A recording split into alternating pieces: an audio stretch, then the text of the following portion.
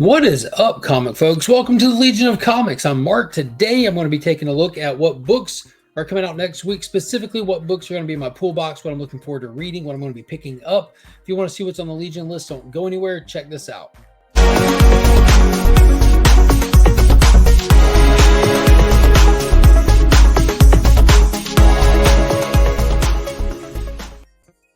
Huge shout out to the channel sponsor, Big Time Collectibles. Be sure to check them out at bigtimecollectibles.com. They're always doing amazing stuff, amazing exclusives. They dropped those Superman foil editions. They just dropped their most recent mystery box, sold out in just a short amount of time.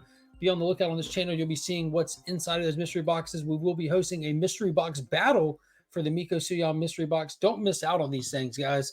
And if you need anything cleaned or pressed, hit up Justin Comics on Instagram. He can take care of you. And if you use that promo code WeAreLegion, he'll take extra special care of you with a buy two, get one free special offer. The links to all the channel sponsors, as well as where you can buy some comics over on Instagram at Pop's Attic, is all in the description to all my videos. So let's not waste any more time. Let's dive into it. It is another great week for reading comics. There's some good stuff on here.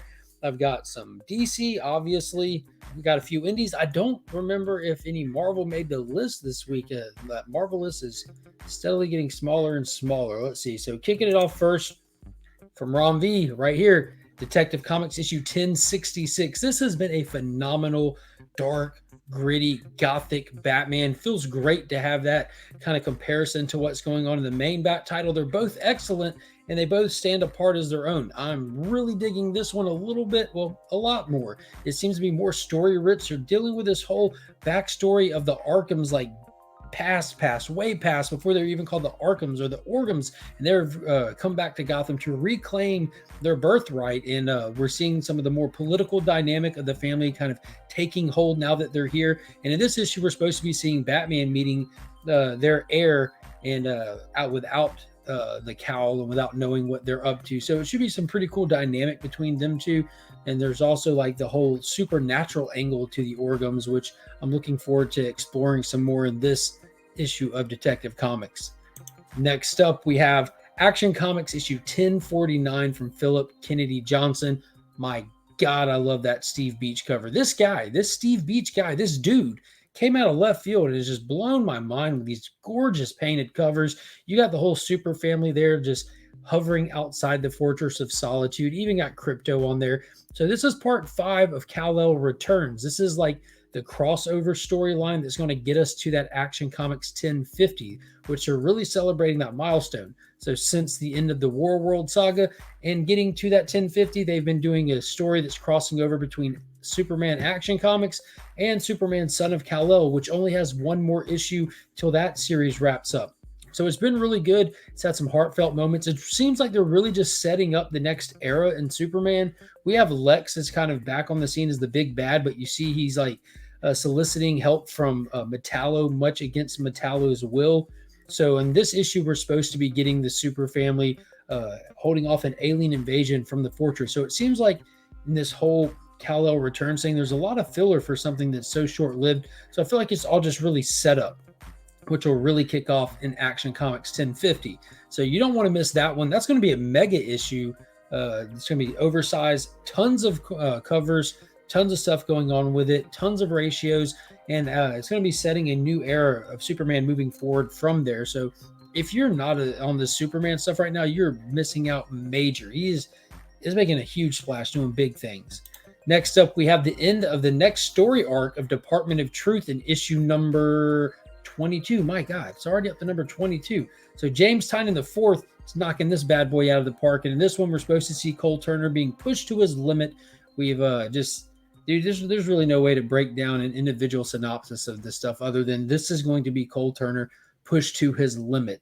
Hopefully, we'll get some more mystery, a lot of questions answered, and even more questions added to the story, because that's what makes this title so fun, that you're never going to get enough. You'll always be left wanting more. And what more could you possibly ask for in a comic book than what Tynion's delivering in Department of Truth? Next up, what's sure to be an award nominee when they roll around this next cycle, but Human Target issue number 9, where we have Christopher Chance, the Human Target, trying to solve the mystery of his own murder before his time runs out. This has been a blast. Oh my God, Greg Smallwood's art really just accents this story perfectly. King and Smallwood are a perfect duo for this, and Christopher Chance is investigating none other than the Justice League International. And pretty much the way they have it formatted is each issue is one day off the ticker of his life. He's got 12 days to live when it kicks off, 12-issue maxi series, and he's hitting an individual from the Justice League International in each issue. And in this one, Batman comes knocking on his door because of a murder that happened a handful of issues ago that is not going to be able to be swept under the rug. So is the greatest detective going to be able to solve that riddle, or is Christopher Chance going to escape by the skin of his teeth like he's a professional at doing? All I know is this is one that you don't want to miss. If you haven't been picking them up in individual copies, you can get the first volume. It's already been collected and it is on sale already. You can get the first 6 issues. Highly recommend this one. Next up here is an indie from Image Comics, 8 Billion Genies, issue number 6. So this is really fun. Like I jumped into this, I think at issue 4. So fun, just a blast. And the way that it's formatted is really cool. Like every issue is X amount of time in the future. And this is supposed to be 8 years in the future, if I'm not mistaken. And who knows what's going to happen? Who knows what the world's going to look like when everybody who's left alive was gifted a genie and they can just do what they want. There's really, the sky is the limit, but this is definitely a fun one. Next up, and here we go, Dark Crisis, the Dark Army one-shot. So we are getting to the end of this whole event. There's one more issue left of the Dark Crisis proper title, and we do have a couple more tie-ins along the way. This has not been a tie-in heavy event, and the couple that are out there really didn't really affect too heavily the main body of the story. If you happen to see the Young Justice Dark Crisis tie-in stuff, avoid it at all costs. It's utter trash, but everything else has been really good. It's been a great self-contained series right here. So I'm excited to see Damian Wayne. I believe he's getting the Red Arrow and Dr. Light, maybe. And they're going to explore the Pariah's Dark Army and see what's what with him, which hopefully this will kind of give us some setup to that final issue, because that's what's happening right now is Deathstroke and the Dark Army are just taking a full-on assault at the remaining heroes of Earth. So I'm excited for this one. Damian is just a teetotal, you know what, and nothing's going to scare him, not even this Dark Army. Next up, man, this one's been really good. Did not expect this to be as fun as it is. Bruce Campbell writing Sergeant Rock versus the Army of the Dead under the DC Horror imprint.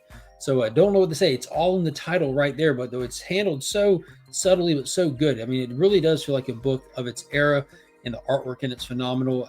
Another one with some fun mystery to it, like the mad science behind getting these dead soldiers reanimated to reuse them in your war against the Americans. But Sergeant Rock and his army are there to put up a good fight. Next up, admittedly, I am behind.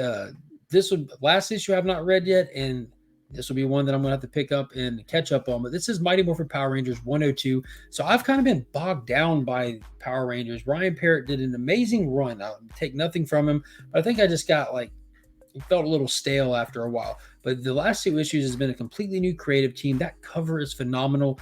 And I can't remember what the synopsis said, but it was something that referred itself back to the old Go-Go Power Ranger series that Boom kicked off many moons ago, which was probably the best Power Ranger books that came out from Boom.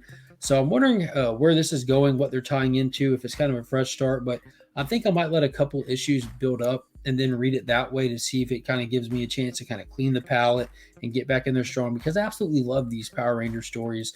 And I absolutely have been enjoying reading them this whole time. And it's not till recently that I felt kind of bogged down with it. And hopefully this new creative team on it will breathe that breath of fresh air in there. And hopefully if I can get a couple issues in at the same time, I can just jump right into a new groove and a new style. But one thing I'm not going to do is stop picking it up, because Ranger fan for life. And then finally, I did get a Marvel book on here. And it is the last issue of Peter David's Genisville Captain Marvel. And this is issue number 5. This is one that I decided to go ahead and shelf and wait till it all comes out to read it. I read the first issue and it didn't blow me away. I found myself really not caring, and I didn't want it to be like that. I know that I've been enjoying these throwback titles, and there's no reason that this one wouldn't be fun. So I just wanted to go and just let it all come out and read it all collectively, because I knew it was going to be a mini series. But I always enjoyed Genis, or Captain Marvel as he was called when I was growing up. Thought he was a great character. I thought Legacy was cool with his little silver ponytail and stuff. So I'm excited for this to finally come out so I can actually read the whole thing. I've been avoiding the synopses because I am a little bit far behind and I don't want any spoilers on it. But that is going to be it that I have on the Legion list for this week. And I do want to give a big shout out to my local comic book shop, the Augusta Book Exchange. If you're ever in the Augusta area, be sure to hit them up. They're the keepers of my comics, the guardians of my pool box. They always make sure everything I'm looking for is waiting on me every week when I get there. And if you're in the Augusta area today, the day of this airing, Saturday, there is a local con at the Savannah River Brewing Company. So be sure to swing by and check it out. And if you're a channel member, you're watching this video days ahead. So you have had time to get there if you did not already know. So until next time, everybody, as always, leave a comment down below. Let me know what you're picking up and what you're excited about. We are Legion.